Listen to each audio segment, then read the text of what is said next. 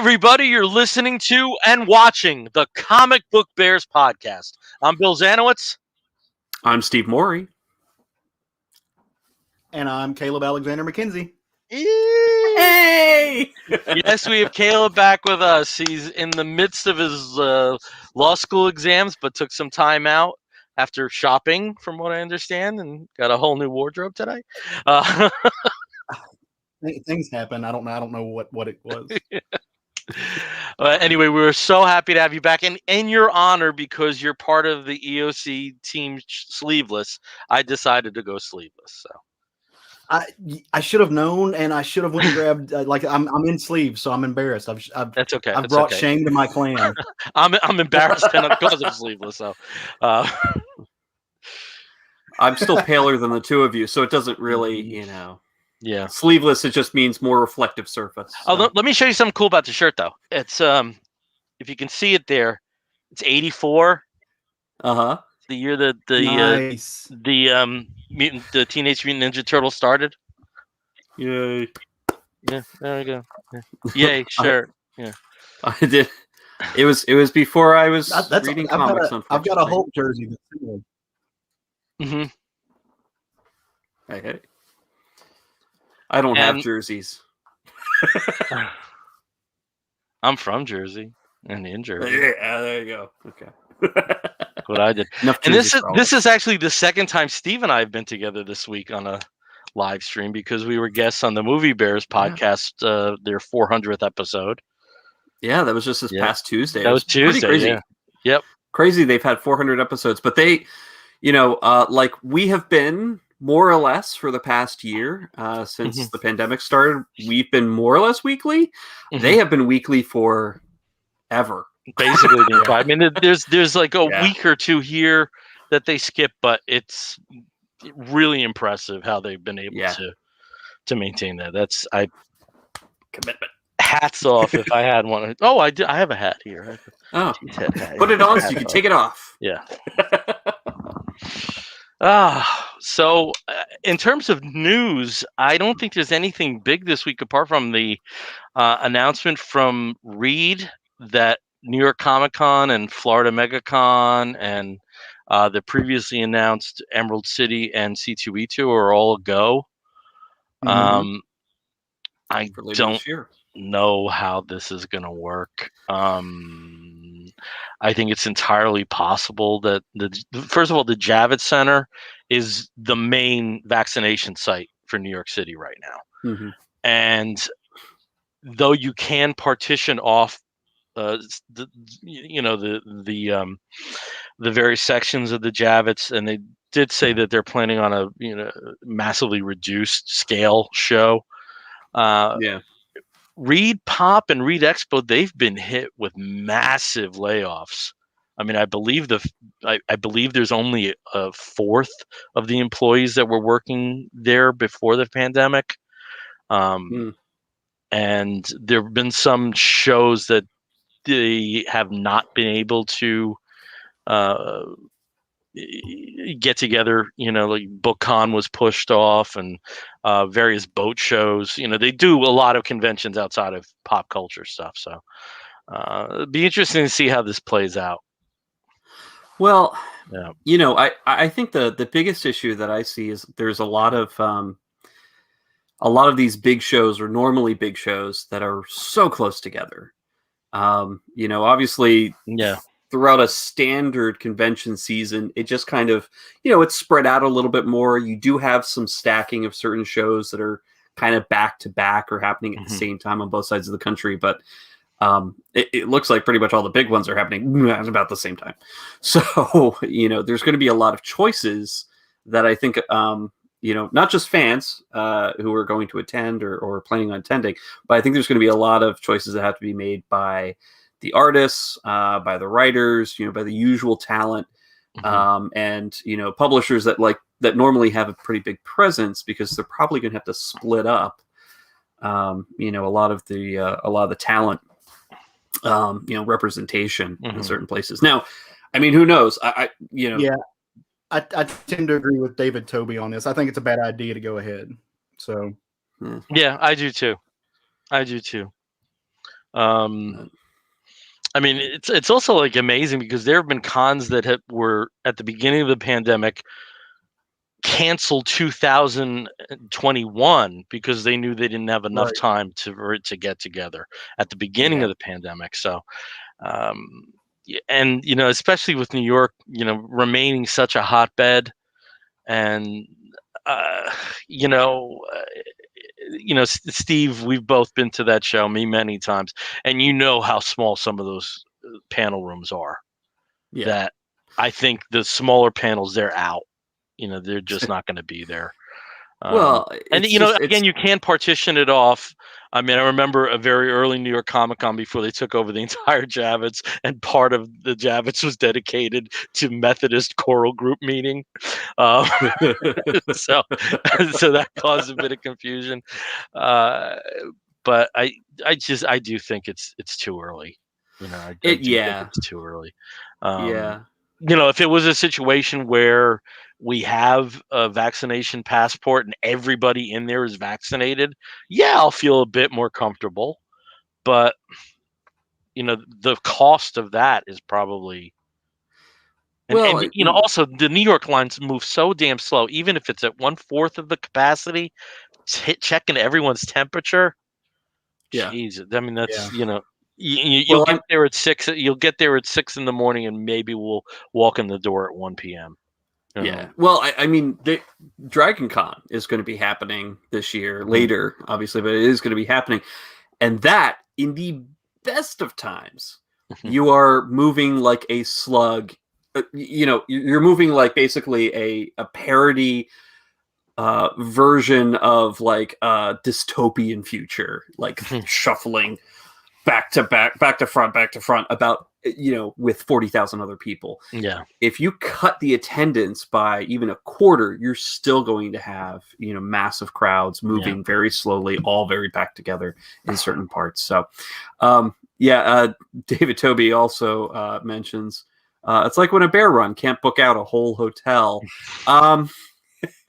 Yes and no. I think I think obviously they changed the venue size probably, but at the same time, it's still going to be over. It'll be over planned. The one con that I've regularly gone to, which I think could work, is Baltimore, because it is very spacious. It's never the only time you ever see a crowd are the people who were late to the game and buy tickets the same day. That's the only time you ever see a line there. Same thing with Heroes. I think Heroes Con is similar to that, where it's really just the lineup to get the tickets and the passes where you have that many people together. I did want to leave some people's comments out here, and this is again in reference to what we are wearing. Our good friend Wendy Freeman. Hello, Wendy. Billy's got the guns out. Actual muscle there. I have had actual muscle for the first time in like 11 years. Actual muscle. Yes. And then also Thomas Anderson. Hello. I thought this was the CBB, not the gun show.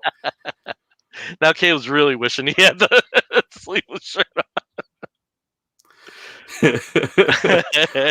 But it's like, I was referring to the Methodist choir comment. Okay, that's clarifying. Yes, okay, okay. When a bear run can't book out the whole hotel. I get Methodist choir. You never know. I mean, also, I guess there's got to be some crossover. There's gotta be a crossover. There's gotta be Bears and Methodist choirs. You've seen some of those musical directors. There's gotta be some. Yeah. So that's about it with news. I mean, I don't think there's been anything breaking. Go. Well, we do have to talk about the major headline that hit Giant Freaking Robot and then later Bleeding Cool the same day. I think Giant Freaking Robot really sniped this amazing headline that DC is canceling Superman. Oh yeah. The bait have clicked. There is going to be a Superman substituted title called Superman Son of Kal-El. Yep. And it's going to basically, the situation is Superman's going to be busy on Warworld for a certain amount of time, so John Kent, I should say, is going to be the Superman of Earth. And this is also tying into Grant Morrison's Superman and the Authority miniseries as well. Mm-hmm. So, Mhm. so it's that was being written by Tom Taylor. yes. And that to but me is the big draw. Timothy that Taylor man can do no wrong. No. Yep. No, he's Yeah, fantastic. the other Tom. The other Tom. The Tom King, Tom Taylor. It's just a world of Toms just taking over. Taking over DC. Say, Brian's not on the show, so we don't have to talk about Tom King. Oh. Well. I actually did have X-Men books ready, but I know, he's not going to be on, so we can't talk about him. But yeah, I mean, that's... No. You're talking Hickman. Oh, Hickman. Yes. Yeah, Hickman. One of his 3 favorites. Yeah. One of his 3 favorites. Yeah. But John Runyon just came in here and said John Kent has a great first name. I mean, I'm indifferent really to JON, but also does this mean Bill is changing his religion to Marvel? Never. That's the impossible question. Never. Never. Well, so it's not a big piece of news, but there was one other thing that came out, and I sent you guys a message just a little bit before the show started. But Kurt Russell has been cast in an upcoming Marvel film. He's actually going to be playing Zeus. I thought that was Russell Crowe. Russell Crowe, the other Russell. Yeah. Russell Crowe. Yeah. Yeah, Russell Crowe is going to be playing Zeus, which infers the presence of one of my Marvel heroes, like in my top 5 of the Pantheon, pun intended, which is Hercules. So that's just kind of cool. I cannot. I've never seen an actor that matches my conception of Marvel's Hercules. Right. I'm sure there's someone out there. The closest one is this dude in the movie version of A Funny Thing Happened on the Way to the Forum, who plays Milos Gloriosus, who is an opera singer. He's the closest person I've ever seen to having that, horn dog vibe, and I'm with you, Caleb. He's way up in my pantheon, top 5, if not top 3 for Marvel. If I could reach out and just grab someone, and I forget the actor's name, but he was the actor who played in the Neil Gaiman, it was not the Old Gods, but the American Gods. He played the Persian in the American Gods. The Djinn. Svelte, saw parts of them that I really liked. And if we could get him, like, I have no idea what kind of acting chops this man has, and he really doesn't. If Jason Momoa can be Aquaman, this guy can just be Hercules. So they cast him because he's visually perfect. Let's see. I am Musa Kraish. Who played the Djinn in American Gods. Unfortunately, he was not in this past series. They explained his absence, that he was off on a task for Wednesday. But yeah, I could see it. I could totally see it. He fits the mold for Hercules for me. That man's just pretty. he fits. He certainly fits a mold of and other things. If he doesn't fit, we could make him fit. Actually, one of the books that was up just for keep trying. Actually, one of the books that was up for auction at over in the comic store in the next town over, Dr. Wonder, on Tuesday night was Hercules' first appearance in Journey into Mystery Annual 1. And I think that went, and it wasn't a great copy in terms of grade, but I think that went for $210. That's not bad. And things are all over the map on that auction, though, because there was a slabbed copy of the Batman New 52 Batman #1. It was the variant, slabbed and signed by Snyder and Capullo, and that only went for $90. I thought something like that would go for far more. Amazing Spider-Man 215. I think that was the biggest auction. That went for $325 in the most recent weeks. Yeah. I got my books. So handy. Look at this. I may as well talk about them since I It's like got them they're right right here. here. Since I just realized it. Part of this comic book store, their Tuesday night auctions, they have trivia questions. So me being me, I win a lot. So the books that I won this week are Showcase 93, 7 and 8. And you'll see there, those are two very nice Bill Sienkiewicz covers for Nice. Two-Face. These are books I've already had. This is also a book I already had. AVX number 8. Mhm. Yep. Yeah. I won G.I. Joe in 3D number 1, being led by Sergeant Slaughter there.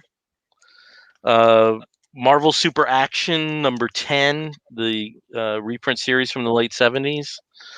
And again, not in great shape, but an issue of Our Army at War number 158, which is also the first appearance of Sergeant Rock's main villain, the Iron Major. And then there were 2 books I won at auction. Total of $6 paid. It's pretty hard to find. High roller. This is a beautiful copy. I'm not like a grade crazed person, but this is Men of War number 14, and Men of War and Unknown Soldier are late 70s, early 80s DC war titles that are fairly hard to come by these days. GI Combat and Sergeant Rock are much easier to find, but slowly trying to fill in my late 70s and 80s gaps. So got Men of War number 14. And this one I'm so happy about. Green Lantern number 88. Nice. And this was a break in the action from Green Lantern, Green Arrow. The last issue of Green Lantern, Green Arrow in the original Adams and O'Neill run was number 89. They blew their deadline for 88. So this was sort of a reprint title, but the Green Lantern story from the Golden Age with Alan Scott, it was actually an inventory story, so it had never appeared before. And so it was created in the 40s, saw print in the 70s, and it's never been reprinted. So I'm very happy to find this book, because every time I've gone for this book, it's been like a really high grade issue and pricey, and $3 is a lot more palatable. So for the trivia, are they doing that in person? Or are you actually going to the shop there? Or are you doing it online? No, it's online. Okay, cool. It's online. And that's frustrating because, the way routers and Wi-Fi works, there are times where, I clearly have the answer, but somebody beats me. Like, let me do this to you guys. What's the name of the race that Captain Marvel is from? Kree. Yeah. So, in the time that you type Kree, somebody may have beaten you to it. So it's a little frustrating when that happens. My youth worked against me. I was thinking of Carol Danvers. I'm like, wait a minute. Yeah, Earth. Oh, those Utes always thinking that they're on top of things. Yeah. Although didn't it get like revealed in the most recent sort of like retcon of her, well, not retcon, but like expansion of her origin, that she's also already part Kree? I don't know. Yeah, there's a lot of and not just the part that Marvel left in her. Oh, anyway, yeah. That was one of my favorite Comic Book Bears episodes when we did the spotlight on Captain Marvel, and it was so much we hadn't read.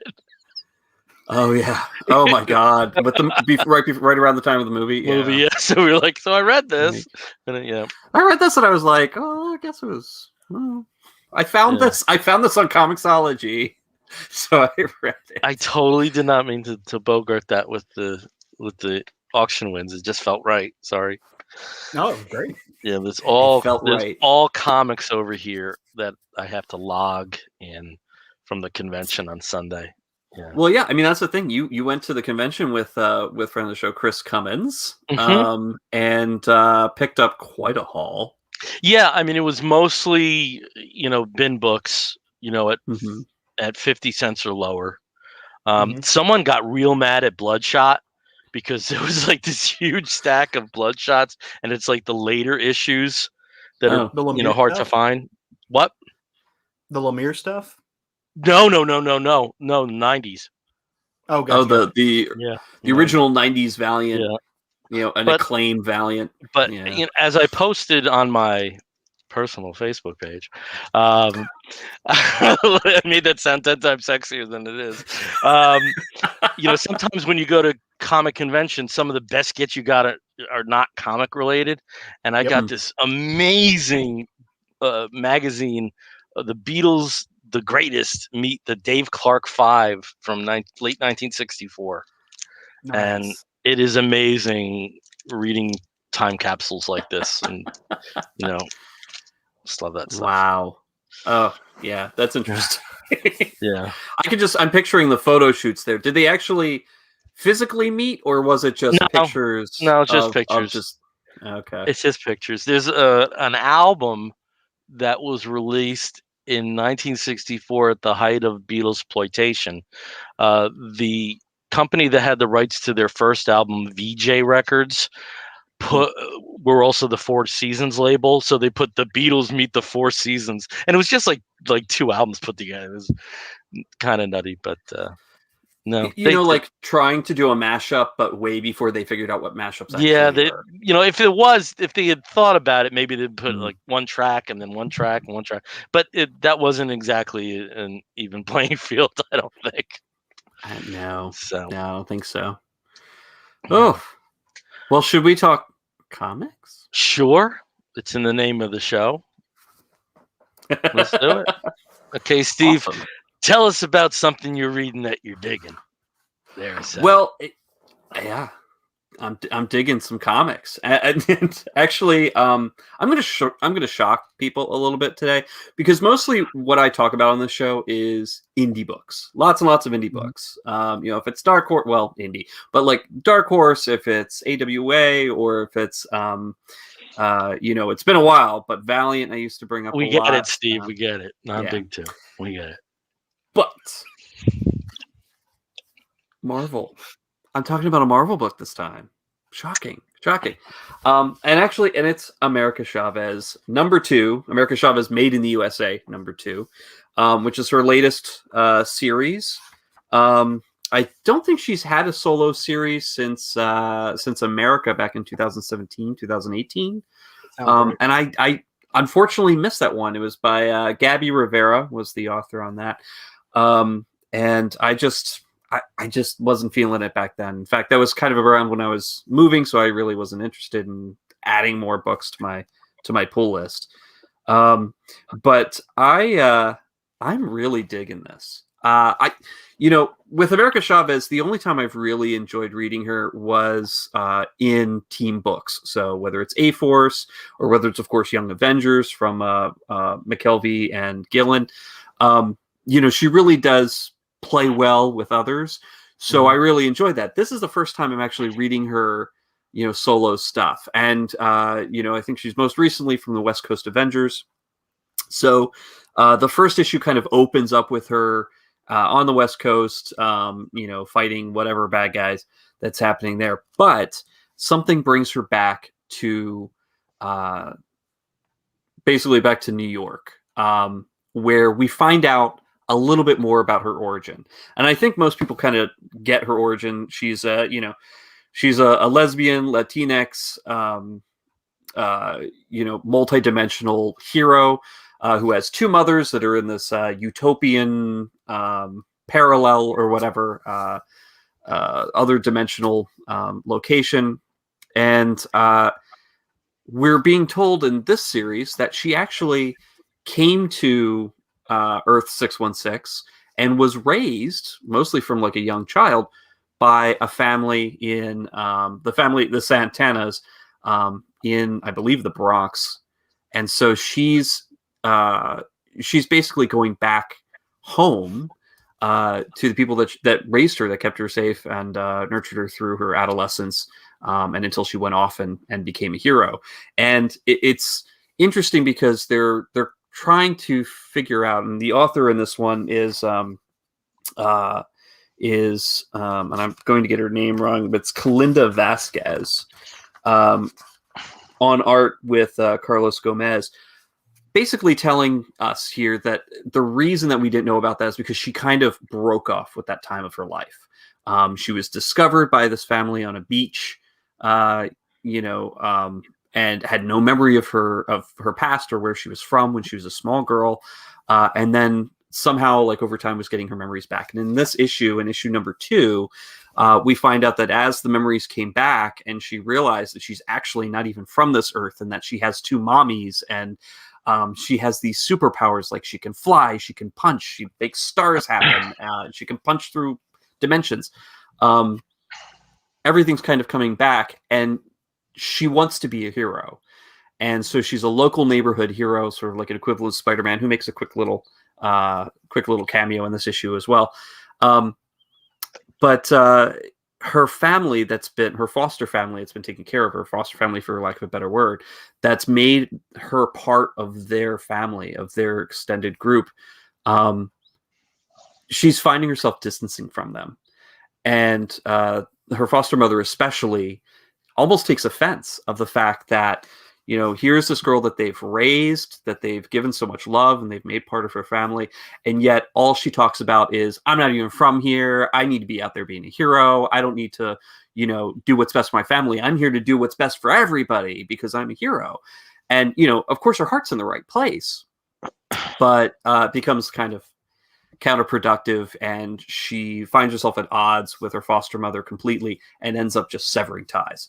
She actually just heads out, and at the time of this comic, she hasn't been back to see her family in over 3 years.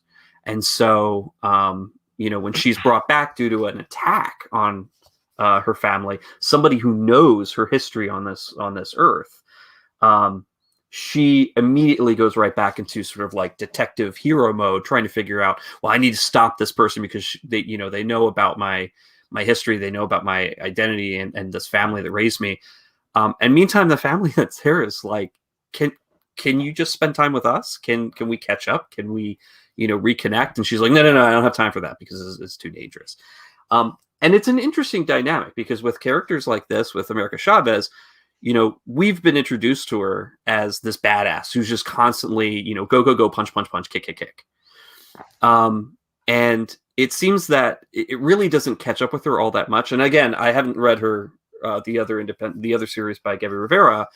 But it seems here we're seeing where that's causing a problem in her personal life. And not just, you know, her relationships from the West Coast Avengers and her girlfriend, but now we're seeing that with her family, you know, in New York, and that maybe there's something else that she needs to do to kind of understand herself and also her place in this world, not just in terms of like, I'm a big superhero from another dimension, but also it's like, I can be a person, I can have a family, I've got people here who care about me deeply.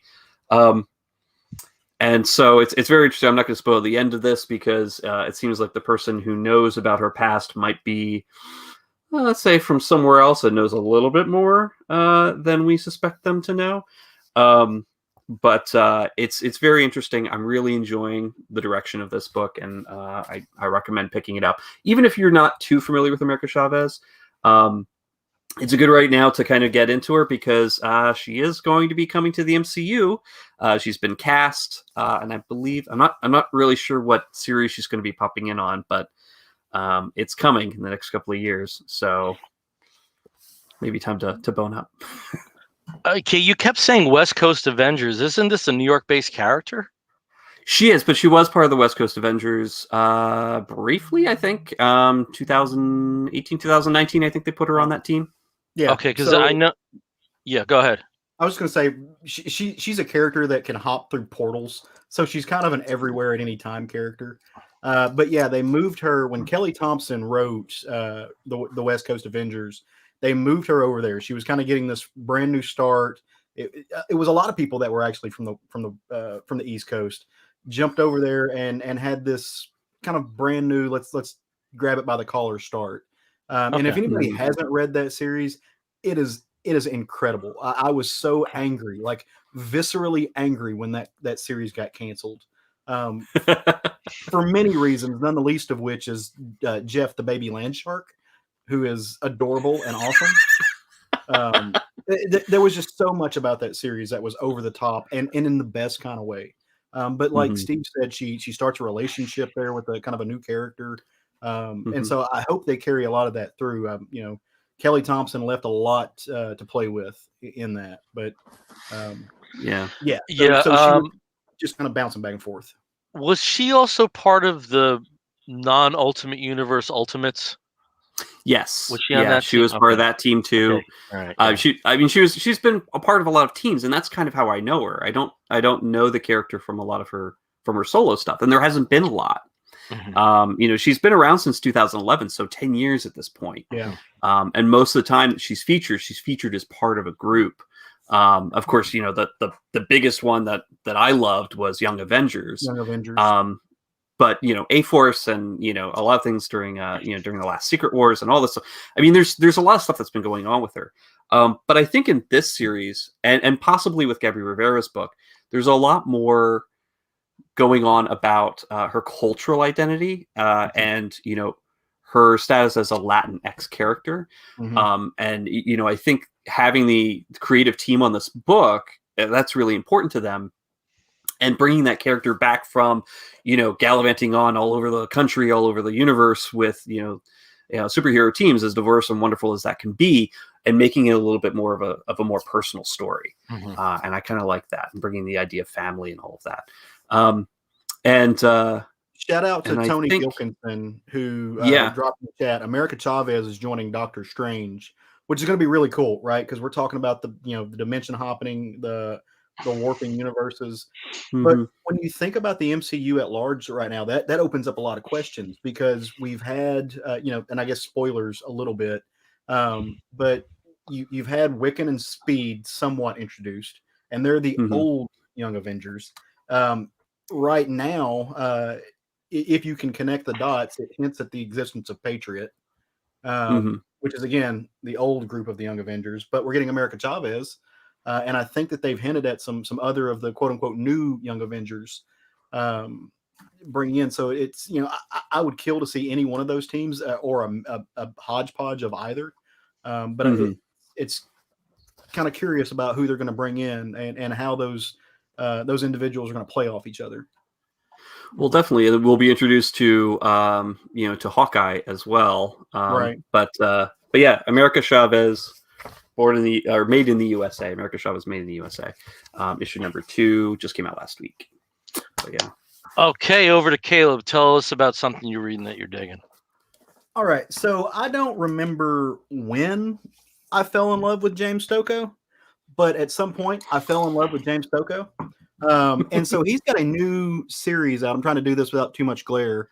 Called Orphan and the Five Beasts. And the thing I love about James Stokoe is he literally does it all. He writes, he draws, he inks, he does his colors, and he's one of the most kinetic artists um, that you're going to find on the shelves today. I mean, there are a few people that he's in good company with, Trad Moore, Raphael Grandpa, people in that vein.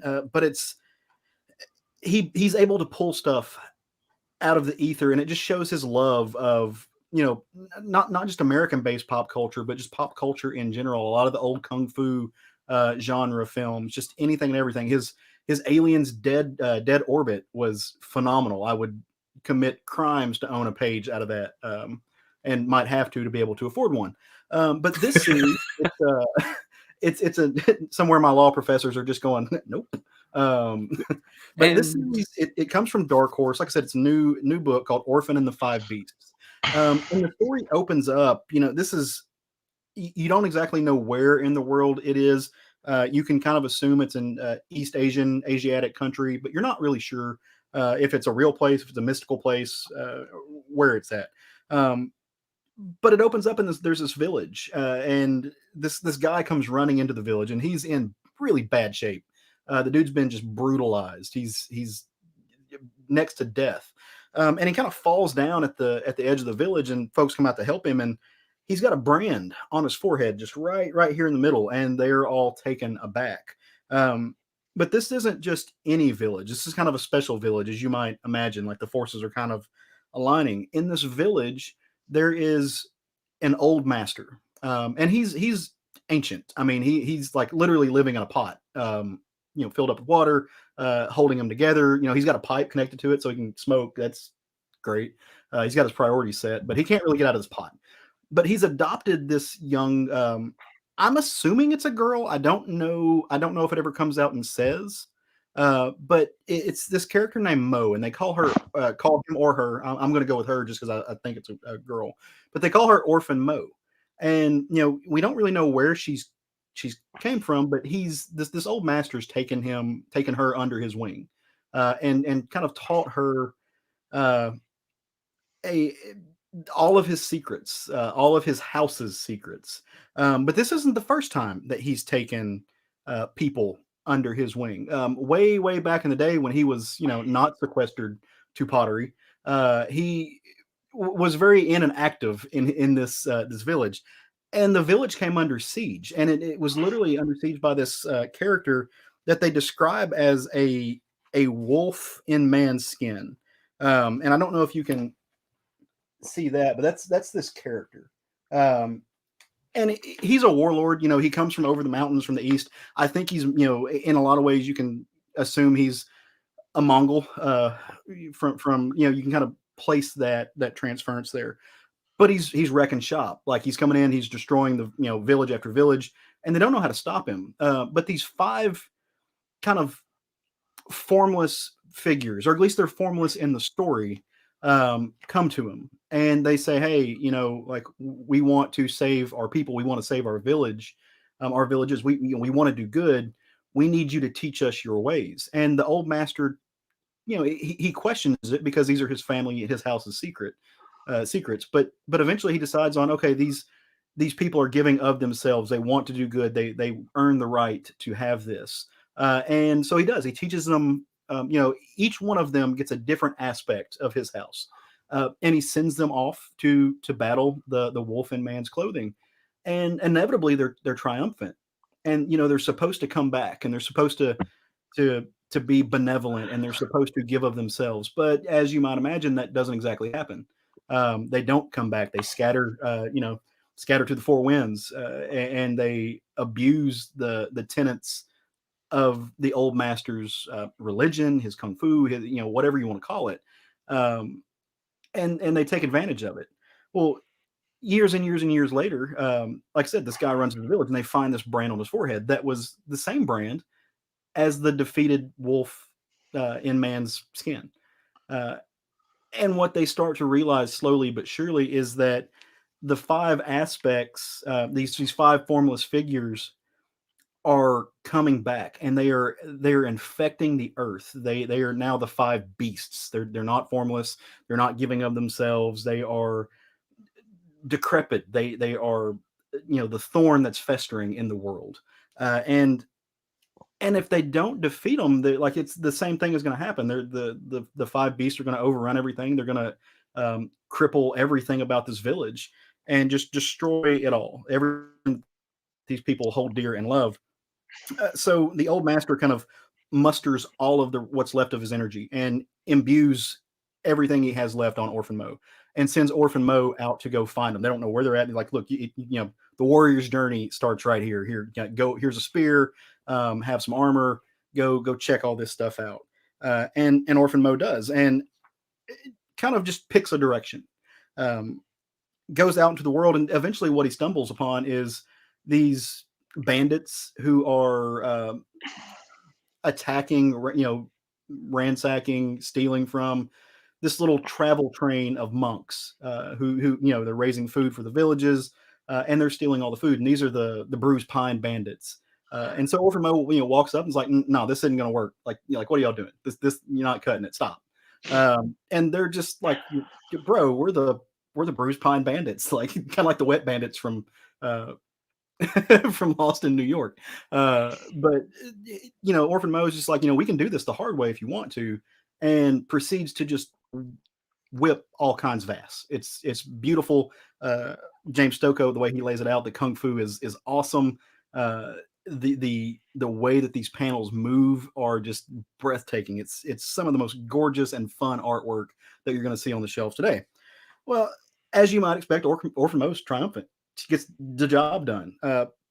But these are just low people on the, in the in the group, and they're just like, hey, look, the boss is going to be pissed. So if you want to go deal with him, that's fine. And the boss is indeed pissed, and they take Orphan Mo back to the village, and this is the first time where you see one of the quote unquote five beasts in a form. Like I said, in the rest of the story, they were these kind of muddied figures. You couldn't see the face.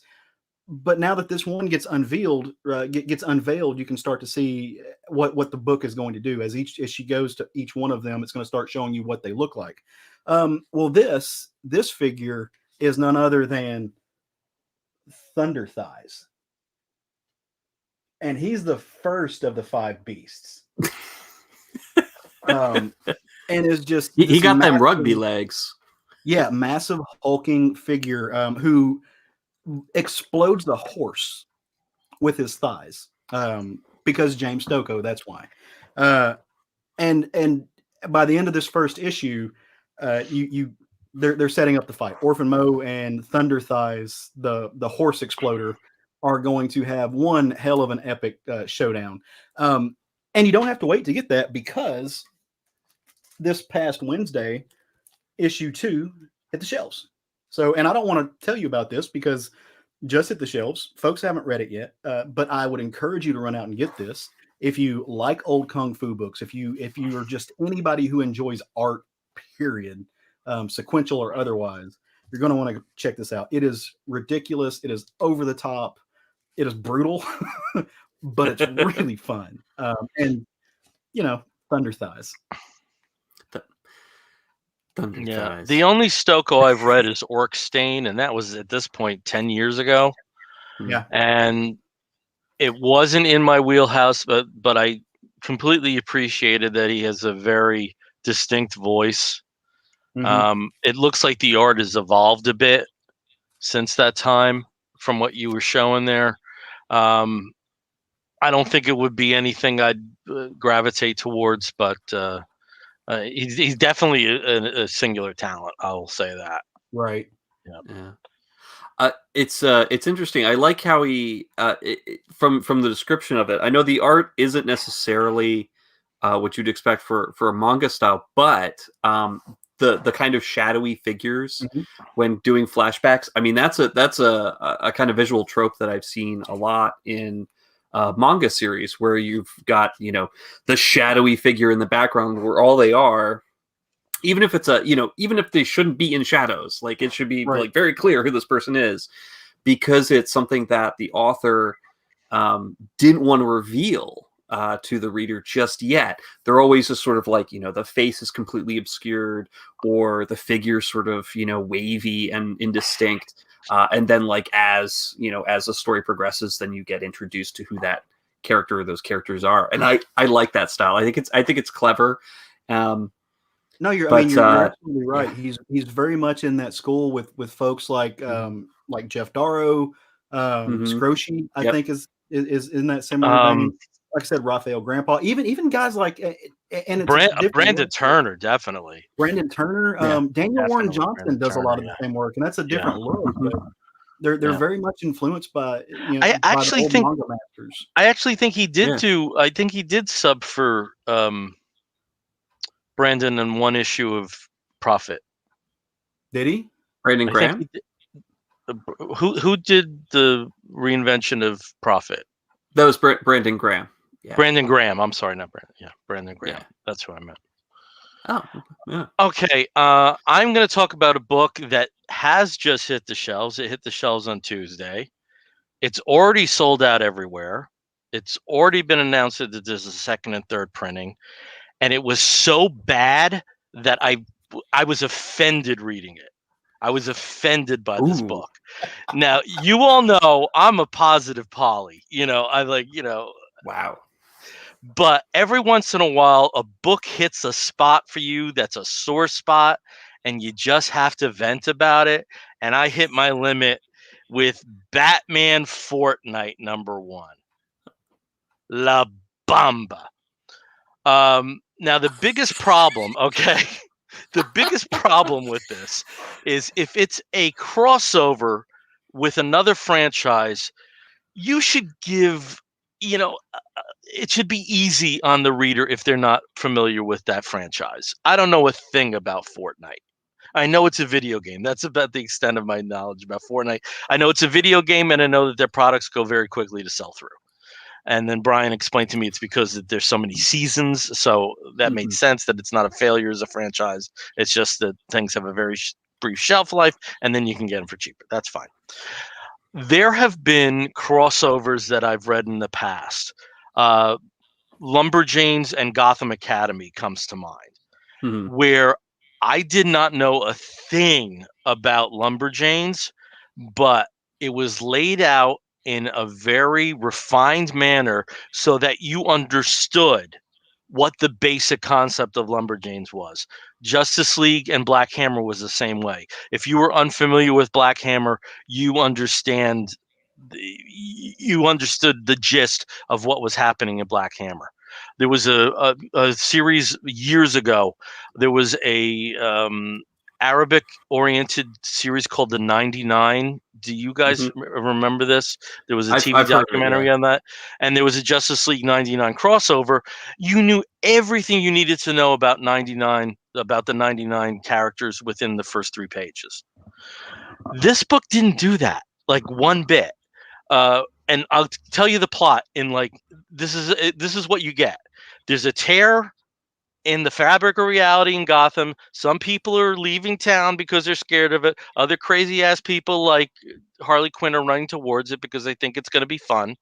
And if you go through the tear in reality, you enter another place. So Batman enters the other place. There's this guy. I have no idea who the hell he is the first one to attack him. And so Batman, while he's in this place, forgets who he is. Dude keeps attacking him, and then he sort of vanquishes that guy, but then there's a whole bunch of other people, and then Catwoman comes along, and though Batman doesn't realize who Catwoman is, he does have a sense that they are connected somehow, and they fight more, and they fight a little bit more, and then they have almost quasi embrace, and that's the end of the issue. Christos Gage wrote this. Christos Gage is a very good writer. I've really liked a lot of his stuff. But this, it didn't serve its purpose. It did not serve its purpose of a reader like me knowing a single thing about the world of Fortnite. I know as much, unless that maybe I'd recognize this guy if I saw him again. That's about it. It didn't tell me anything about the world of Fortnite. So do people forget who they are when they were in Fortnite, or are these marauding characters? Are they very familiar characters? I have no idea from this issue. It was a bomb. La Bamba. So I put this up here for the people watching the live stream. Oh, man. David Toby mentions, I need a gif of Bill thumbs downing and saying La Bamba. Yes, I'm sure that's coming to a Giphy trove near you. But so I know very little about Fortnite. It's not really my game because I'm not a big battle arena or massively multiplayer online anything. I think that the conceit of them forgetting who they are when they're going through the tear might just be for the comic to kind of explain why they're there.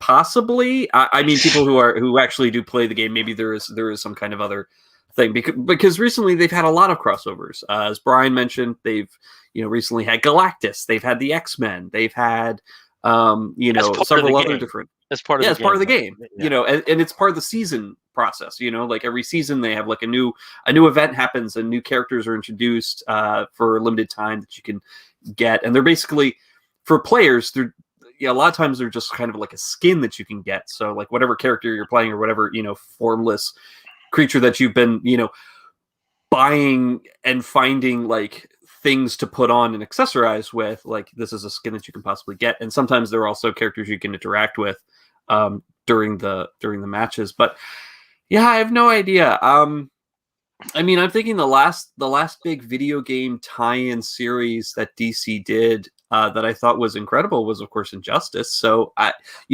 based on that, Tom Taylor, based on that, I kind of would have expected something like this, and with Christos Gage, like something to at least have a story that makes sense, or something that's kind of adds to the lore somehow. But well, the one thing I have to wonder is for people who are more inclined for Fortnite, if so for us, we don't need anything to tell us who Batman is, right? Batman is just Right, Batman. Yeah. We're longtime fans, longtime readers, everything else. I wonder if some of these figures are so inundated in Fortnite lore culture, because it's been around for a few years now, that that character is so important to Fortnite that people who are in that world don't need the narrative introduction. And if Christos Gage was just saying, hey, like, you know who this person is if you know anything about Fortnite, and we don't, and I think that may be the issue.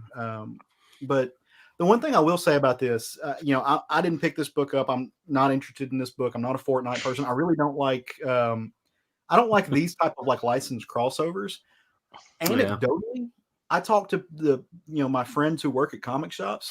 They had people coming in that they had never seen before, left and right, grabbing as many of these as possible. And it's not these were kids coming in, and I know we have different opinions on should like try to get kids invested, involved, whatever, just right for whatever. But these weren't scalpers. These weren't people who were coming in to flip them on eBay for whatever money. These were kids. These were people who wanted to read the book, coming in and snatching these comics off the shelves. And that's cool. Like, to me, I'm just like that. Like, on that note, though, there also is a cosmetic item that you can get a download code for. Yeah. And this already went to Brian. That is already went to Brian. So I do think that there's that element of that too. But cool. You should give me something to say what the hell Fortnite is about. I don't know. Is it another dimension? Is it our own world, but a different time? You can't tell anything from this book about that. Yeah. Nothing. Yeah, I can see that. Yeah. It made the flaws possible or popular. Yeah. But that also does remind me, if you remember, God, at this point, this is some years ago when the World of Warcraft comics came out. The first few issues, and those were being sold at GameStop and doing really good numbers.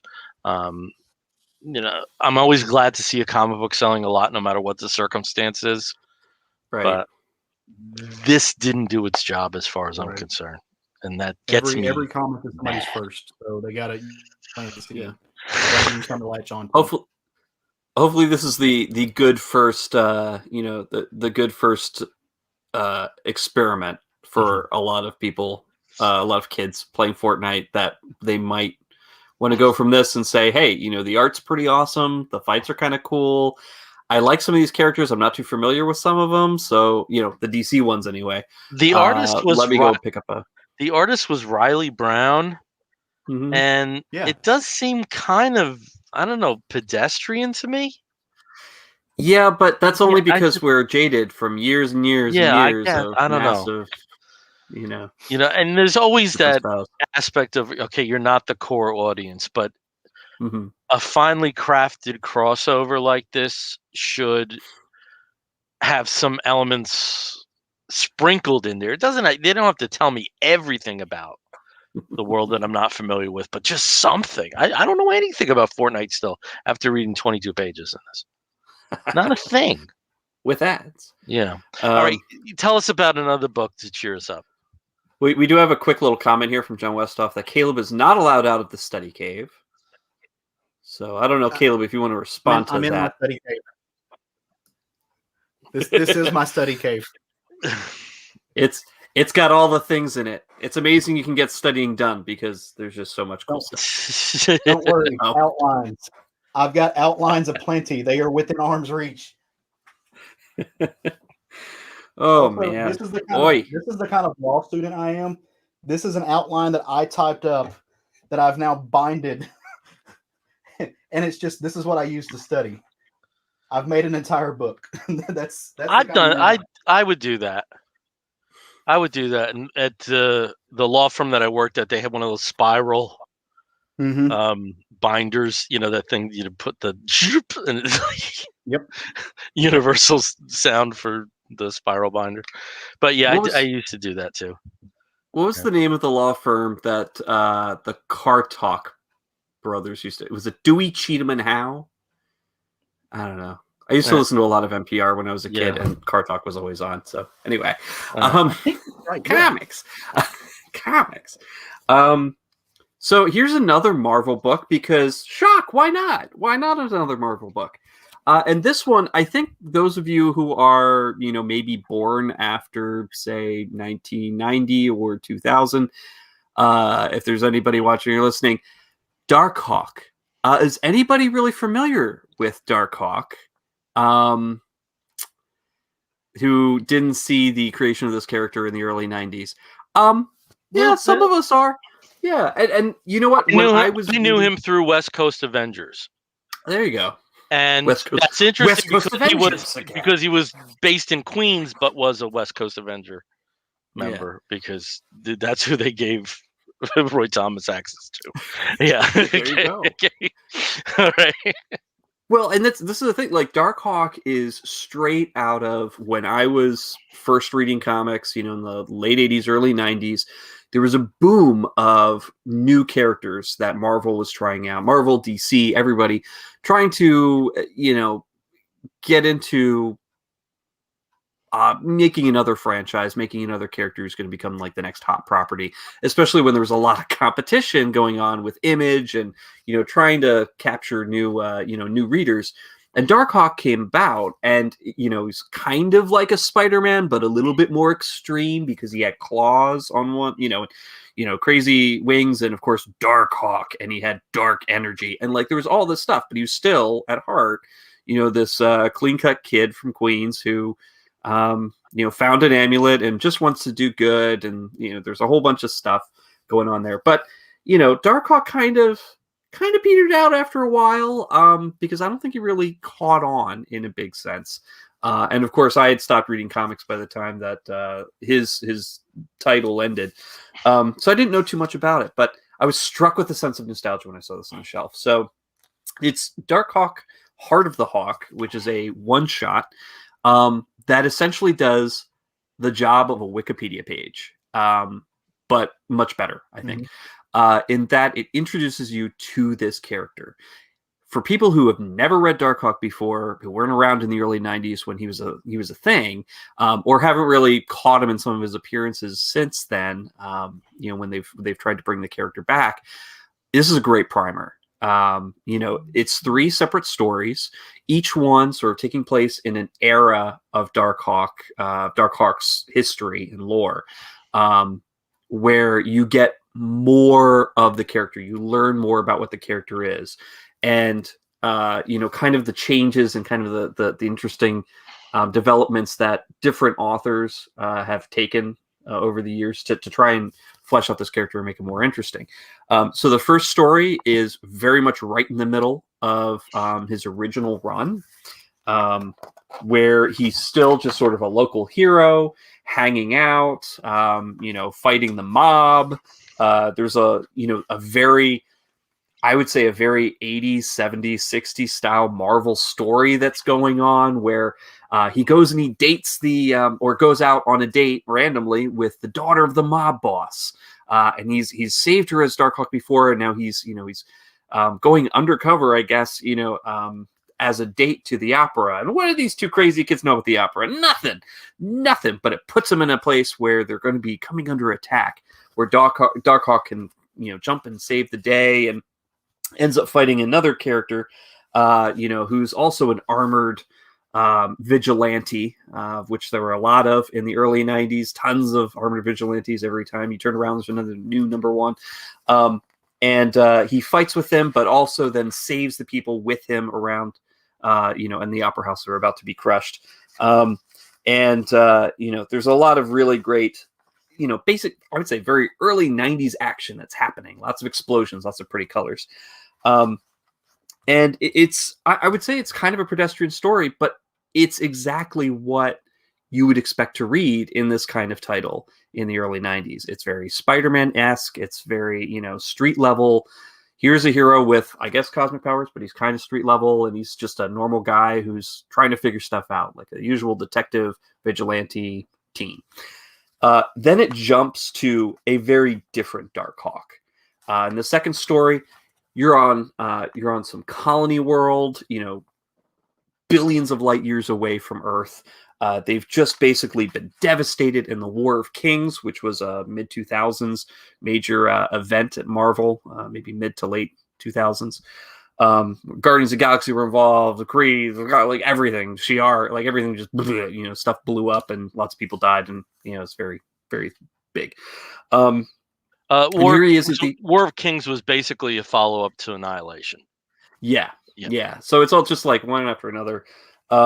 But this is a more cosmic Darkhawk. So here he is smashing up the Brood, who have taken root on this world that's already been devastated by war, and they're just kind of using it as a breeding ground for more Brood. And he's slicing through them. He's destroying them, and there's something that people there, these alien races and these people that he's saving, recognize him because he's part of, apparently, the amulet that gave him power is part of this other race of armored warriors that are almost like mercenaries, or sort of like a Knights Templar that have been going around and destroying the Brood, for example, and other alien menaces, sort of for eons at this point. But they have a pretty bad reputation of just not caring about collateral damage. So he's still learning about it at this point, but there's something much more adult. He's no longer just a kid from Queens. He's now a mature intergalactic warrior. And that just leads into, of course, the final story, which really ties everything up into a bow. I'm not going to go into it too much, but it's the final evolution of his character up to the point where I guess we would see him now. And I know that there's a title that is coming out, and he is going to be brought back in Marvel coming this summer. So it's a great introduction. It's a great primer. If you need to know about Darkhawk and just don't have the time to go and read, stuff on Marvel Unlimited, or dig through, 4 for $1 boxes, because you can find a lot of that stuff cheap, at least for now. Some of it, not a lot of it, but you can find some of it cheap now. Darkhawk #1 is a hot book now. Yeah. Yeah. It's a hot book now. After being at a convention this past Sunday and seeing wall books, it's a hot book. The hottest books right now are related to Falcon and Winter Soldier. Yep. But it's a wall book right now. Yeah. And obviously that's pushing, because he is going to be coming back in. Darkhawk is going to be coming back in as a prime figure at some point, at least this summer. But yeah, I mean, have either of you guys? I know, Bill, you had mentioned you'd read. Yeah, I was familiar with the character initially through West Coast Avengers, when I tried to catch up with what I had left behind with comics. And West Coast Avengers and get this, Force Works were like two of the Marvel titles that I was actively collecting when I first got back into comics. I eventually read some very early Darkhawk. And I think you hit it right. It like hit that young vibe that was in a lot of characters then. The Danny Ketch Ghost Rider was certainly in that. In that area as well, of Spider-Man having aged out of it, and them looking for another character that would kind of take that mantle. In the 70s was Nova. So there always is that. I don't want to say that need for a character, but there always seems to be some character within Marvel that operates within that confused but gradually more confident youth who's been bestowed powers and blah blah blah. And that makes sense, because it's Tom DeFalco, right? Like, I mean, that's who one of the co-creators was, and Tom DeFalco. I mean, I think I'd have to check it, but I'm fairly certain his biggest numbers are on Spider-Man. It's actually Spider-Girl. Oh, is it? Okay. Really? Yeah. But that also is very interesting, because just take that twist to a female aspect, and there's a lot of things that you can say about May Parker that we just said about Chris and who's gonna watch it, and Danny Ketch. And I just messed this up here. Hang on. But a Darkhawk book that I would recommend, and you mentioned it. If you can see here, you probably can't. I have the 2-issue run of Darkhawk War of Kings tie-in. Mm-hmm. This was written by C.B. Cebulski, who is now Marvel's editor-in-chief. And this series showed that he has writing chops as well. And what happens in this very brief series, but very potent and expansive series, again, you're talking about a major crossover at the time, and you do see Darkhawk first being based on Earth, and seeing he's not exactly a kid. He has a job with Project Pegasus, but there is that cosmic element that encroaches into his life and basically engulfs him, for lack of a better term. And a 2-issue run, and it's pretty good. So I would say, if you want to check something out where you get a very brief snapshot of the character, I would check that out. And it sounds like they hit that point in the second story that you were talking about. I initially was going to get this, but it was a little bit over the budget. It was like a $5.99 book. It's a $5 book. Yeah, it was $4.99. Yeah, $4.99. So it got chopped off my DCBS budget, but I certainly would pick it up on a 99-cent sale, and I'm interested to see what happens with the character come later this year, when there is something brewing for him. And if you're going back and reading some of the old stuff, just make sure you type in Darkhawk and you don't misspell it and accidentally type in Shadowhawk, which will only lead to sadness. So you got me there, man. I like Shadowhawk. Oh, do you? Okay. Yeah. That's fair. I felt that was the most adult of the Image titles when they first hit. I can that was kids, wasn't it? AIDS, there's a lot of there's a lot of strange elements, but I did think, out of the initial Image series, that was the one that was at least a little grown up. Was that it had very interesting covers. That was Jim Valentino. Valentino. Yeah. It was Shadow Line. It was the start of his Shadow Line. Gotcha. Imprint. But yeah, I remember all the covers. In fact, I think I probably have like 3 or 4 copies of like some of the die cut or 3D covers. Chrome embossed. I was 12. What did I know? I'm gay. I have AIDS. It's so bad. Okay.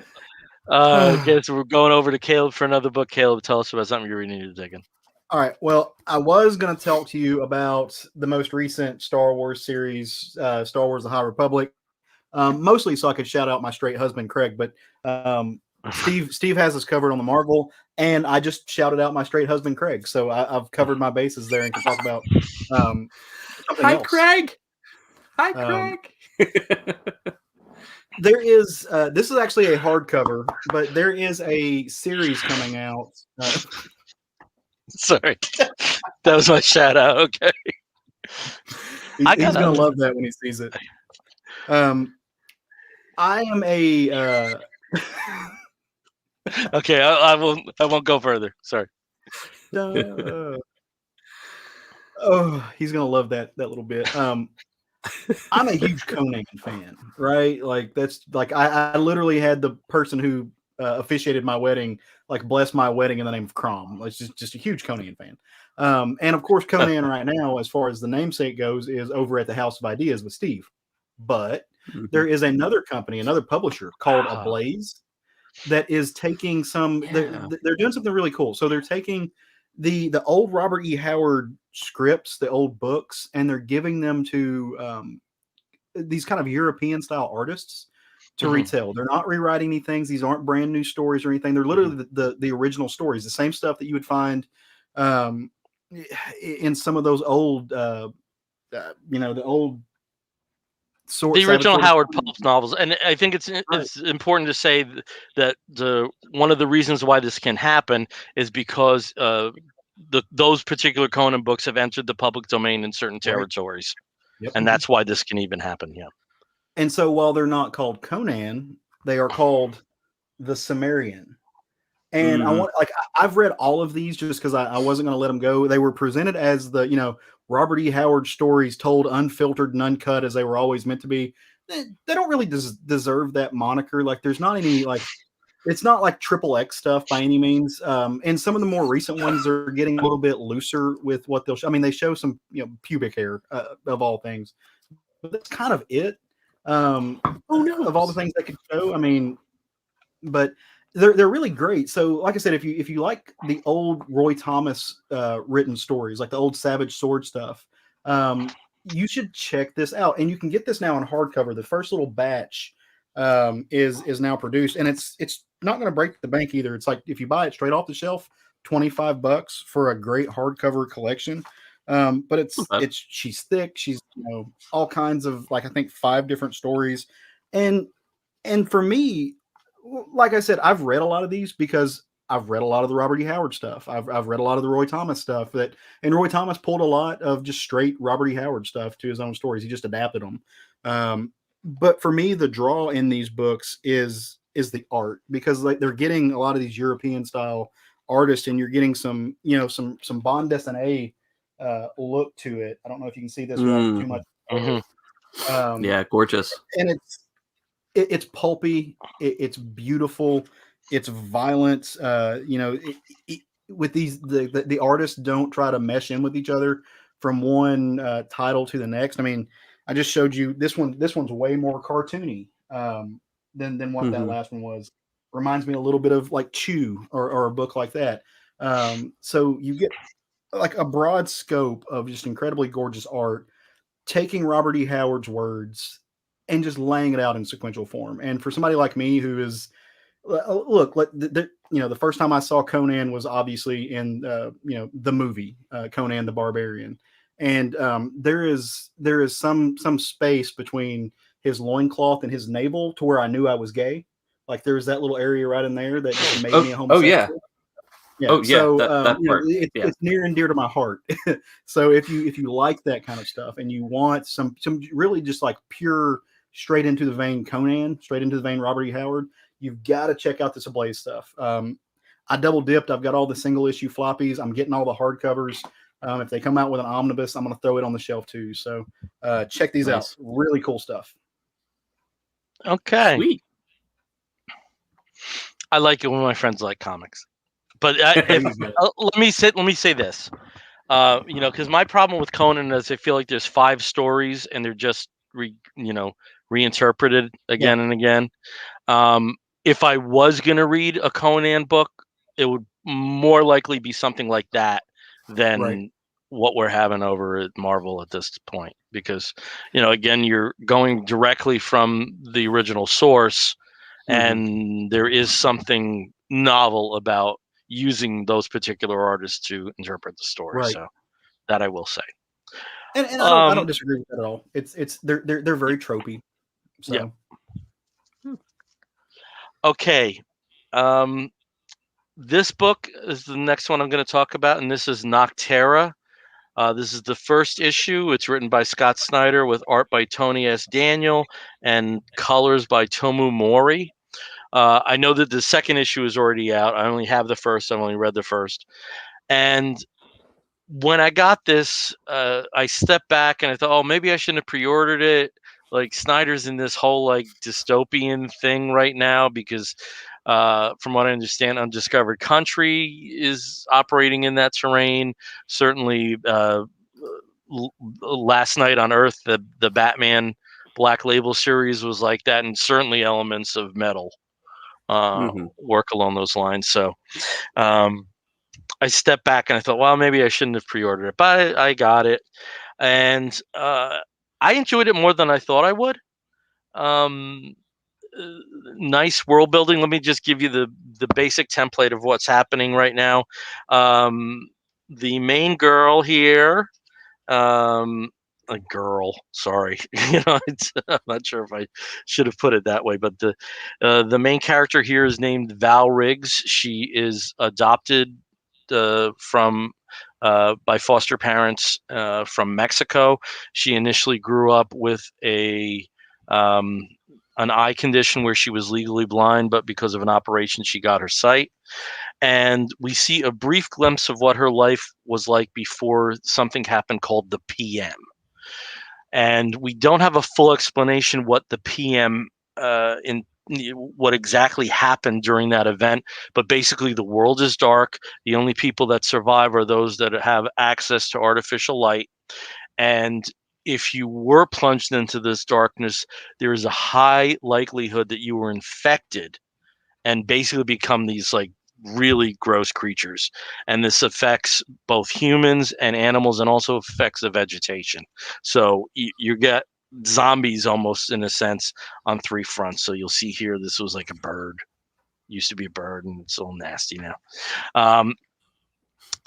So we see her very briefly just as the PM event occurred, and then we cut to 10 years later, and she is one of a group of people called the Ferrymen, who take people back and forth, or basically many of the times it's a one-way direction to certain outposts where there are pockets of civilization.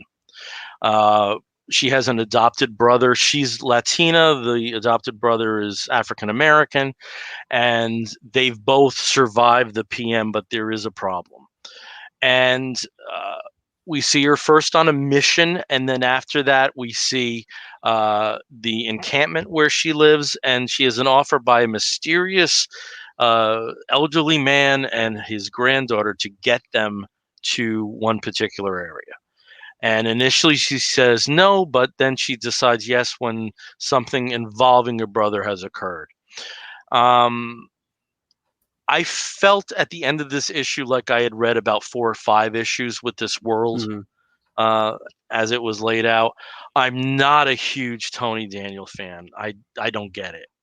But the colors, especially when you have the limitation of what is effectively a dark world, this fella, this Tomu Mori, I just love what he has done on this particular book. So for a book that I was, even after I ordered it, all the reservations came flooding in. I was glad this was one I picked up. I don't know if it's something that I'll stick with, but I will say that I enjoyed it far more than my prejudices originally provided me. So yeah. So that's Nocturne. I don't know if any of you guys have picked this one up. Yeah, I have. I picked up and read the first sorry. issue. Yeah, I picked up and read the first issue. I have the second issue on my stack to be read. Unfortunately, it's not because it's not good. I just have so many that I have to read before it. But yeah, I feel the same way. I think the colors are great. The world building, which is a term that's overused, I think, but at the same time, I think it was done well in that it gives you a quick introduction of like the possible origin, or at least the origin point, and then throws you right into the action. Does a very perfunctory way of explaining things, so there's not a lot of exposition other than like maybe her thoughts, just sort of like her narration saying, "Hey, I'm a ferryman, by the way, here's something that I'm doing." And it sets up a kind of like what you would normally see in this type of work if it were like a film or something, where it's like, hey, here's a mission, you need to get person A to this location, but we've lost contact with that location, just so you know, like something like that. And you're like, it's setting up for a lot of really cool action, a lot of cool mystery, something. And again, we don't know a lot about the event itself at this point, but unlike this piece of shit, you don't mind the unraveling of the story, because it is more finely crafted, and it does give you enough of a hook and enough of an understanding of the general template that it maintains your interest, even though there are question marks hanging over things. Yeah, exactly. And I did want to pop this up real quick. David Tobey again had mentioned going back to the Darkhawk, Shadowhawk, Nighthawk, neither to be confused with Nighthawk. There's lots of like dark thing and hawk that happened in the early 90s. So just a FYI. Well, Nighthawks goes back to the 60s with the 60s. Yeah, that's right. Yeah, and then of course you got going back further, Blackhawk. So um, I got that somebody's too over there.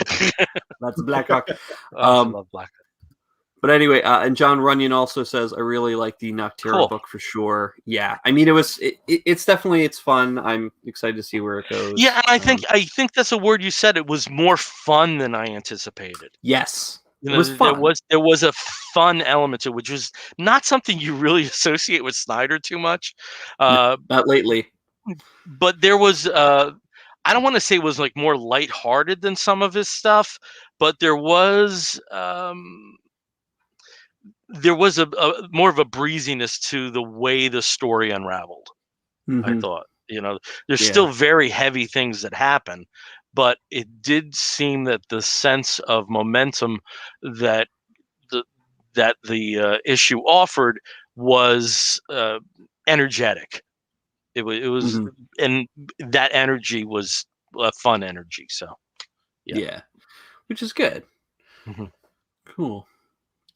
All right. I guess we can do another book quick before we go to Woofs of the Week. I know we're getting a little bit late, but if you want to do a quick one, do a quick one. I'm going to do super quick because I've talked about them before. But AWA, here's my indie book for the week. AWA Resistance Uprising #1, issue 1 of 6.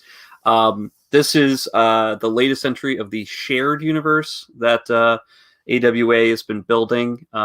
J. Michael Straczynski writing sort of like the core titles here, the Resistance books. This time joined by C.P. Smith in art. He's been working with Mike Deodato up to this point, so very or one of a lot of his stuff with Mike Deodato. But this book takes place immediately after the last Resistance series, like literally like a panel later. So if you've been reading it up to this point, it just flows right into it, and really sort of sets up the next stage of this sort of new superhero or superpowered universe, I should say. Hello, puppy. But yeah, it's pretty exciting. I recommend picking it up if you haven't read any of the other ones. I know the first wave of books from AWA. Oh, hello. Oh, Where's the puppy? He's a puppy. Oh, but yeah, I know the first wave of trades are available if you can't find the floppies. So I suggest picking this up and the previous Resistance books up. And also, I think there's been one other tie-in issue, kind of like tie-in to the whole shared universe thing, and that is Erratic, which I believe is having its last issue of the miniseries either this week or maybe next week. And that's sort of like a fun, more sort of like all ages version of the world that's being built in this one. So Resistance Uprising, first issue, just came out last week. It's 6 issues long. Okay, over to Caleb. What's your quickie? All right. So first off, if you've noticed my door being knocked open for the past 5 minutes, it was this little creature letting me know that she's still here. So this is Jezebel. She's my little buddy. So this 2 weeks ago from Image Comics, a book called Home. I don't know if either of you guys grabbed this or not. They were pushing it fairly heavily. It's a very timely book. It's written by Julio Anta, Anna Wazetsky, Brian Valencia, with Hassan Otsmain Ilahu that did the colors on it, or the lettering on it. Excuse me. So this story is it's art born out of politics. I think that's the fair to say. It is a story of a mother and a young son who come up from Guatemala. They take a month and a half long trek to get to the United States. The mother's the dad had been killed by some local gangs, and they were after her son, who's a young boy, probably kindergarten to third grade. If you want to pin an age to it. And so they make the long trek. They try to get to the United States, and of course, when they leave, they think that they'll be able to go up to the fence to the gate and claim asylum. But during their trek, when they don't have contact with anybody, the Trump administration launches their family separation policy. And so it's a very hard to read book because you kind of know what's going on. Again, it's art born of politics. If it had have been just that, I think I would have been kind of in love with the book because I'm very much, these are my kind of stories. I like narrative fictional realism. I think the stories are important to be told. There is a little bit of a twist at the end of the story, though, with the young child as he's pushed into one of these ice encampments in a cage. Again, very hard to stomach, very hard to read if you're me. But something happens and it takes on a more of a superhero type trope. He's got some sort of power that manifests at that moment in time. So the story takes a little bit of a different turn, which made me like when we got to that part, I'm like, okay, that makes sense why it's at Image Comics and not at like Fantagraphics or Drawn and Quarterly, Yeah. or a place like that. So I enjoyed it. Like I said, for me, like I like the type of Fantagraphics books. I like the immigrant stories that are just immigrant stories. I like the fictional realism. So when it gave us the twist, that took something away from me as far as my enjoyment. Mm. Oh, Frozen. he's frozen. And I may have just broken up a little bit because my internet's doing something weird. There you go. Okay, you're back. Yep, I blipped. Sorry about that. Is it 5 years later? And we're still here. We just kept waiting. We kept it alive for you. You're right where I left you. But yeah, pick up Home from Image Comics. It's an interesting read. I think it may be for you. Your mileage may vary. I thought it was great. Okay, I have an indie comic book recommendation. However, unlike the two that you recommended, my book isn't heavy. It's very lighthearted, and it also happens to be 33 years old. So, the book that I recommend, if you can find this, is Kerry Callan's Directory to a Non-Existent Universe. And what we have in this book is a takeoff of the official Marvel handbook, or as most people in the know call it, OHOTMU, or DC's Who's Who. DC's Who's Who just had an omnibus that came out, and there are omnibuy for the various versions of the Marvel handbook. And in this non-existing universe, there are a lot of punny names, but they come from that really cute Silver Age soft spot, like the dog that can turn into a Human Torch like character named Hot Dog, the Kremlin Gremlin, Macho Ma'am. I mean, they're like really puns, but somehow they work. My favorite character, though, is, if you can see here, I'm going the wrong way, Mark. And the description for Mark is: he was born in a typical town. Mark Smith grew up to be a normal human being. When he was old enough, he moved out of his parents' house and got a decent paying job of his own. He now goes to work 5 days a week, except when he's on vacation. There are several goods he enjoys eating and some TV programs he enjoys watching. He enjoys companions of the opposite sex. He does not enjoy paying taxes. Mark is of average height and build. So truly an everyman superhero. We really need Mark in there. And the funny thing is, in the backup story, we have Mark. So and the backup story Mark goes to the post office. Effectively is a Justice League story called Super Time. So I looked up what happened to this Kerry Callan guy, and I thought, well, God, he's this book is over 30 years old. I hope he had some kind of career, because it's not a familiar name to me. Turns out he has contributed every so often to Mad Magazine, and has worked for over 30 years for Hallmark as a designer of cards.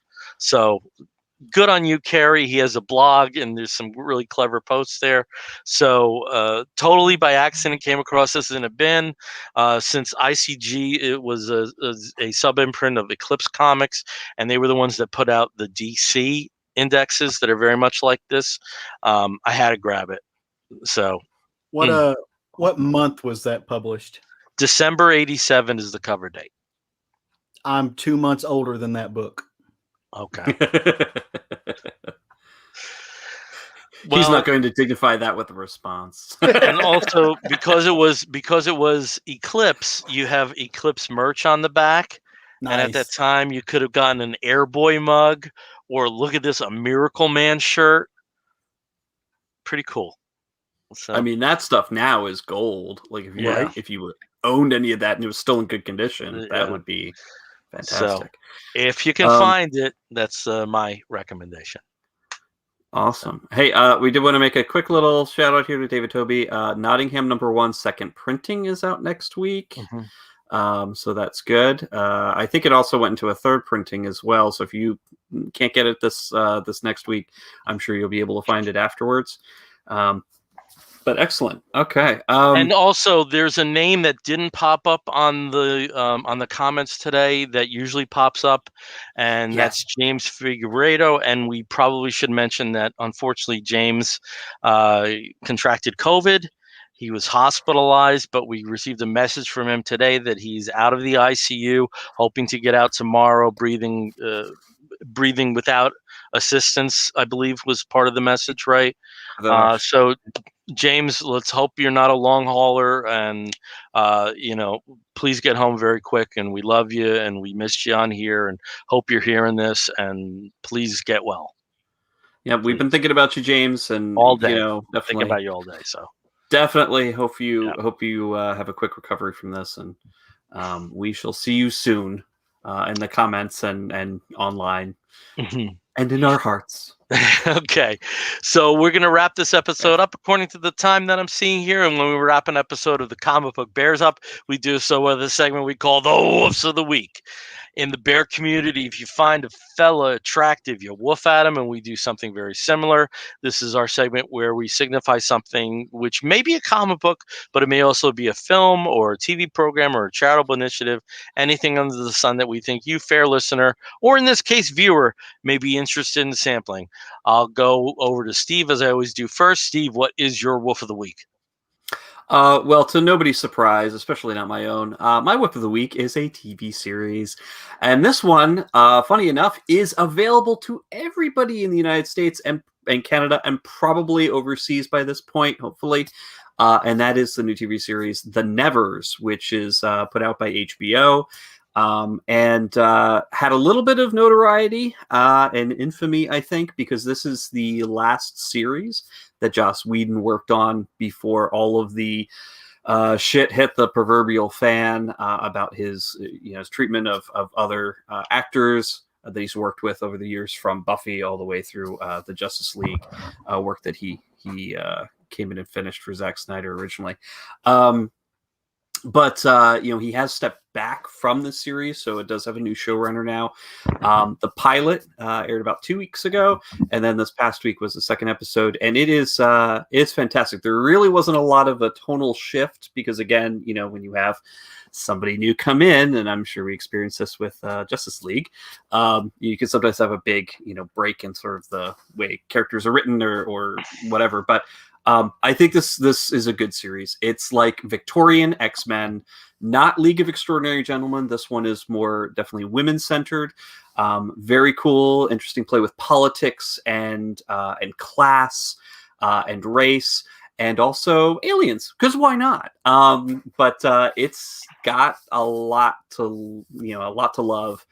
The acting is wonderful. There's a lot of great character actors in there, and also some actors you might recognize and love. But I recommend it. Sunday nights on HBO or HBO Max, and probably Netflix elsewhere on the planet. But yeah, The Nevers. Check it out. All right. Over to Caleb. Caleb, what is your woof of the week? All right, I'm gonna cheat because I can get away with it because y'all love me. But I've got a big wolf and a subwoof. I'm gonna start with the subwoof first. My subwoof actually goes out to my favorite hairy heavy homos, you guys, because you were just here recently put on a list of the top 30 comic book podcasts that you should listen to. And it's a little bit self-serving since I get to play in your sandbox every once in a while because you guys are kind enough to let me come hang out, and I really appreciate that. But that's big doings. And I wanted to say that while we were on here is I'm incredibly proud of you and proud for you that you guys hit a list like that, because number one, it's true. Number two, there's a lot of comic book podcasts out there, and somebody saw the gem that this one is. So congratulations to you, Steve and Brian, to the former co-hosts that just make this possible. So and thank you so much. me play in your sandbox every once in a while. Thank you so much. Yeah, it was very humbling thank you. seeing that list, and names like iFanboy was number Yeah. one, but it was there were podcasts I knew on that list, which were really nice to see, and some podcasts I didn't know, which and given some of the descriptions, ones that I really want to check out. But Right. very often it feels like you're in a vacuum, and Mhm. I know that the download numbers don't exactly tell the full story. Right. We've never really taken off on YouTube. Um, in terms of numbers, I think because we have a majority of people watching this as it happens. Um, Yeah. But it was nice to see that, and thank you, Caleb, because we love SFG, and what you Yeah. guys have done in a very short period of time is really impressive, and always love having you on, and very glad you had a break in the action there for law school that allowed you to join us tonight. I am too. I wouldn't be anywhere else. I really do love it. All right. So next to I'm going to play off you. So this is, enough with the making, letting you know I love you because you already know that. But I'm going to play off you since you talked about the DC Who's Who and you mentioned the Ohatmu. Here most recently, I brought a big old giant encyclopedia-sized official handbook of the Marvel Universe deluxe edition omnibus that has everything and its brother in it. If all the old drawings, everything, the full color, it's you just get so much coolness in this thing. And I constantly find myself in the past few weeks running back to this because we'll be watching Falcon and Winter Soldier, and Roger will be like, "Well, what's that?" And then I'll go down a rabbit trail and be like, "Ooh, hang on, let me go get the Bible, and I'll tell you who the Marvel people are." It's super cool. I love the Ohatmu stuff. I dig this kind of ephemera when it comes to the 80 years of Marvel that we have or whatever it is now. It's great to see these drawn, reprinted in the way that they should be shown. To check out. Also, if you run out of time, you can just curl with it. You get a good workout in, because the thing weighs about 20 pounds. So that's my wolf of the week, the Ohatmu Omnibus Deluxe Edition. Makes me want to go out and find my old binder because I used to have a lot of the original ones where you could actually take them apart because they had the three hole punch and just put them in your own binder. Right. I've got that somewhere back there somewhere. Okay, my wolf of the week has a musical introduction. If you know that song, and it's coupled with a thank you. And I was very surprised earlier in the week to get a knock on the door from Amazon, and what was there but Confess, the autobiography of Rob Halford, the lead singer of Judas Priest, or as he is commonly known, the Metal God. And this was a gift from our own Caleb. So there you go, Steve. The Steve encountering another Understanding Comics moment where he can't hold up the same thing. I don't have a copy. I haven't gotten very far into it. I've gotten up to the point where they signed with CBS and tour the States for the first time with REO Speedwagon and Foreigner, and aren't treated very well. But it really feels like I'm in a room with Rob, just telling me stories. I imagine if you do ever have the good fortune of meeting him, my only meeting with him was, 2 seconds after a fight concert and an autograph. But he just seems like such a cool guy, and just having, I know I'm in for it, given things that come down the pike, like his coming out publicly and his suicide attempt, and and he's always been very honest about his private life after a point in the '90s, and really looking forward to finishing this book. Really enjoying it, and I'm really bad. As good as I am with being on top of comic books, when it comes to autobiographies, I'm terrible with getting them in a timely basis. As much as I love Elvis Costello, it took me 2.5 years to get his book. So Caleb, thank you for facilitating that. I really, truly appreciate this. I think in the Audible version of that, the audiobook version, doesn't he read it himself? I think. Is there an Audible version? Maybe. For some reason, I thought. Yeah, maybe there should be, and if there's not an Audible version, and there's other areas of the world, particularly the UK and Australia, where spoken word books are really profitable, and there's a bigger market for them, from what I understand. So, if it's not on Audible, there's still maybe an audiobook of it. Yep, there actually is. Yeah. Rob Halford, narrated by Rob Halford. Yeah. So he actually does get to tell you stories. If I can recommend one along those lines, Pete Townshend's autobiography in audio form. Who is he? Who I am? I am Pete Townsend. Come on. First of all, this is 19 hours long, but it was so much fun. But I'm enjoying the hell out of this. So Caleb, thank you so much. Well, and awesome. Tying that in, it goes back to saying thank you to our comic book brother David A. Price from EOC. He got us sitting down this rabbit hole. He sent me this. Oh my god! So I'm a huge Judas Priest fan. Rob is one of my personal heroes, not only for metal but also being for gay and out in metal. So Dap knew that I loved that. He sent me this guy, which was like, oh, let me go down a Rob Halford rabbit hole, which led me to that. And you saying you didn't have that book yet, and so we've rectified all situations. So because we're defenders of the faith, that's who we are. What is your favorite? Awesome. What is your favorite Judas Priest song? Diamonds and Rust. What's your favorite original? Not many people. Diamonds and Rust was actually written by Joan Baez. Oh, I did not know that. Okay. Yeah, it's actually a cover. Yeah. Oh, I had no idea. She was really metal, No, it's a fantastic reinterpretation of it. It's a great song. Oh, that's hard to say. I was quick with Diamonds and Rust. Now I've got to come back and breaking the law. I mean, I know that's cheap to say, but that really is like the romp in that. Yeah, one of my favorites is a favorite, and that's Painkiller. Yeah, I really thought that was going to be like a reinvigoration of that group. Instead, that it was their last moment for a long time. Yeah. But I mean, I've got Harley Davidson tattooed down the back of my arm, so breaking the law just kind of fits. Yeah, I'm a biker at heart, so even if I don't have one right now. All right. You're not supposed to have one. You're not supposed to have one. Oh, Steve, do you have a favorite Judas Priest song? No, I do not, unfortunately, because I did not listen to enough metal. Well, I was more college radio, goofy. I can also say Judas Priest are a heavy metal group for people who are not into heavy metal. Yeah. So there might be something there you like. But are they Scorpion? One of the best heavy metal love songs. Turn On Your Light, Judas Priest. Like, I love that song. Mm-hmm.